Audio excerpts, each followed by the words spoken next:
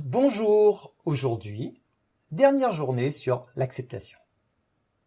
Tout d'abord, je tiens à préciser qu'il ne faut pas confondre l'acceptation avec la soumission ou le fatalisme. Lorsqu'on vit la soumission ou le fatalisme, ça signifie qu'on se sent incapable de pouvoir y faire quoi que ce soit. Tu sais bien que les expériences que je t'invite à découvrir ont pour objectif d'augmenter ton pouvoir, pas de l'affaiblir. Accepter les choses signifie au contraire les regarder en face. Une personne peut accepter sa situation, maladie ou autre, sans pour autant baisser les bras. L'acceptation est également très utile en cas de deuil. Lorsque tu auras bien assimilé le fonctionnement de l'univers, tu comprendras que ce qu'on appelle la mort n'est ni plus ni moins que ton âme qui sort de ton enveloppe terrestre. L'âme elle-même ne meurt jamais. Selon tes croyances religieuses, tu es libre de croire ou non à cette affirmation. En ce qui me concerne, cette croyance me permet d'avoir un tout autre regard sur la mort et sur les peurs qu'elle engendre. La peur étant l'ennemi du pouvoir, pour profiter pleinement du mien, j'ai décidé d'éliminer cette peur principale.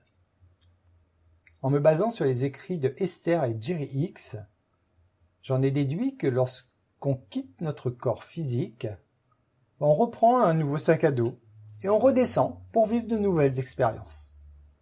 Et toutes ces expériences successives sont stockées dans notre âme, qui elle ne meurt jamais. Pour vivre pleinement heureux, nous devons effacer la peur. Rappelle-toi des 2 enveloppes d'Andrew Carnegie. Si tu prends pleinement possession de ton esprit pour vivre la vie que tu souhaites, tu ne connaîtras pas la peur, qui elle se trouve dans la 2e enveloppe. Comme je suis intimement persuadé que notre Créateur œuvre pour notre bonheur absolu, je ne vois pas pourquoi il chercherait à nous faire vivre avec la peur de la mort. Il faut savoir que c'est notre ego qui nous empêche de vivre pleinement l'acceptation. Et la non-acceptation est synonyme de résistance, avec les conséquences que tu connais maintenant sur ton corps physique. Le chemin de l'acceptation passe par la découverte de soi-même. C'est en vivant nos expériences quotidiennes que nous grandissons. Je te rappelle à ce sujet qu'il n'y a rien de mauvais dans ce que tu vis durant toute ta vie. Il n'y a que des expériences auxquelles tu décides d'attribuer une perception. L'acceptation est à vivre au quotidien à travers toutes ces expériences. S'accepter d'abord pour ensuite pouvoir accepter les autres. Le lâcher-prise consiste à accepter ce qui se présente, non pas dans le sens d'une fatalité, mais au sens d'une réalité perçue. L'intérêt du lâcher-prise, c'est de nous décrocher de la souffrance. Il est toujours possible de changer une mauvaise habitude. C'est un exercice qui porte ses fruits à moyen terme, car en avançant millimètre par millimètre, toujours dans la même direction, tu te rapproches obligatoirement de ce but. Donc si tu vis tous les jours l'acceptation, tu avanceras jour après jour vers ton évolution. On ne peut agir que sur ce qu'on voit.